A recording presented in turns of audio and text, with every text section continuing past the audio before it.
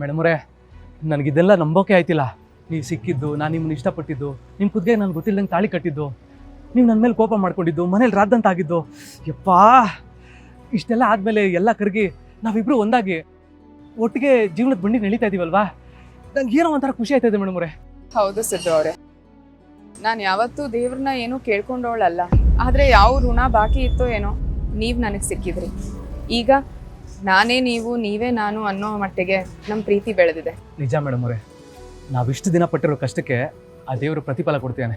ಬನ್ನಿ, ನಮಗೆ ಮೊದಲನೇ ಆರ್ಡರ್ ಕೊಟ್ಟಿರೋ ಅಂಗಡಿ ಇವರೇ, ಬನ್ನಿ ಕೊಟ್ಟು ಬರಮ್ಮ. ಸರ್ ಸರ್ ನಮಸ್ಕಾರ ಸರ್. ಉಪ್ಪಿನಕಾಯಿ ಥರ ಕೇಳಿದ್ರಲ್ಲ, ಸರ್. ಸರಿ,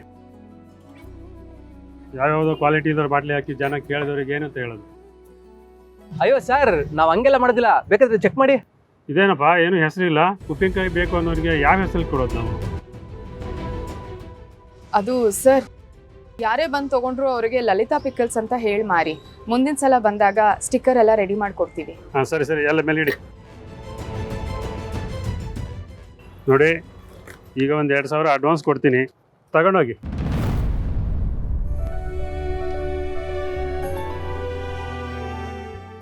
ತಗೊಳ್ಳಿ ಅಡ್ವಾನ್ಸು, ಆಮೇಲೆ ಕೊಡ್ತೀನಿ, ವ್ಯಾಪಾರ ಆಗಲಿ. ಸರಿ ಸರ್, ಹಾಗೆ ಆಗಲಿ.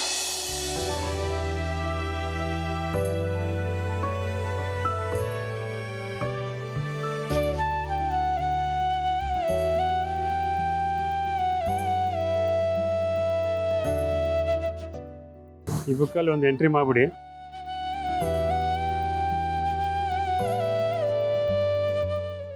Thank you sir. ಔಟ್ ಬನ್ನಿ.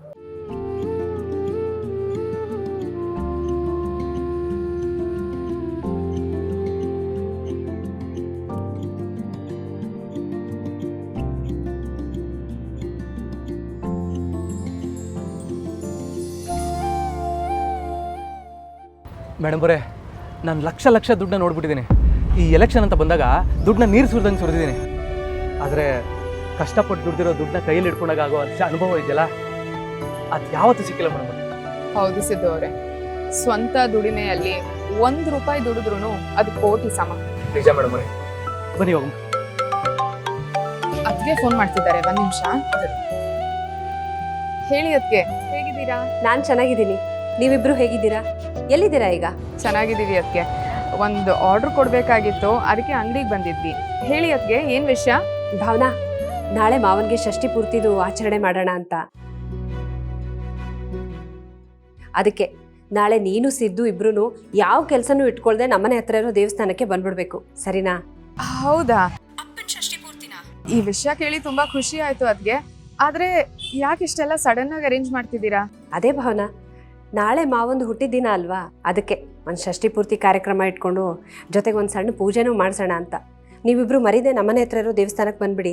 ಕೇಳಿ ತುಂಬಾ ಖುಷಿ ಆಯ್ತು. ಅಪ್ಪ ಅಮ್ಮಂಗೂ ತುಂಬಾ ಖುಷಿ ಆಗುತ್ತೆ. ಅದು ನಾಳೆ ಅಪ್ಪಂದು 60ನೇ ಹುಟ್ಟಿದ ಹಬ್ಬ, ಅದಕ್ಕೆ ಅದಕ್ಕೆ ಷಷ್ಠಿ ಪೂರ್ತಿ ಮಾಡೋಣ ಅಂತ ಹೇಳ್ತಿದ್ದಾರೆ. ಹೌದು ಭಾವನಾ, ಅದಕ್ಕೆ ಆಗ್ಲೇ ಫೋನ್ ಮಾಡಿ ಅತ್ತೆ ಮಾವನ್ನ ಒಪ್ಪಿಸ್ಬಿಟ್ಟಿದ್ದೀನಿ. ಇದ್ರ ಜೊತೆಗೆ ನಾಳೆ ನಿಮ್ಮೆಲ್ರಿಗೂ ಇನ್ನೂ ಒಂದು ಮುಖ್ಯವಾದ ವಿಷಯ ಗೊತ್ತಾಗೋದಿದೆ. ಏನದಕ್ಕೆ ಅದು? ಅದೇನು ಅಂತ ಈಗಲೇ ಹೇಳಕ್ಕಾಗತ್ತಾ ಭಾವನಾ? ಒಳ್ಳೆ ವಿಷಯ ಕೇಳೋದಕ್ಕೆ ನಾಳೆವರೆಗೂ ಕಾಯಲೇಬೇಕು ನೀವಿಬ್ರು. ಲಕ್ಷ್ಮೀ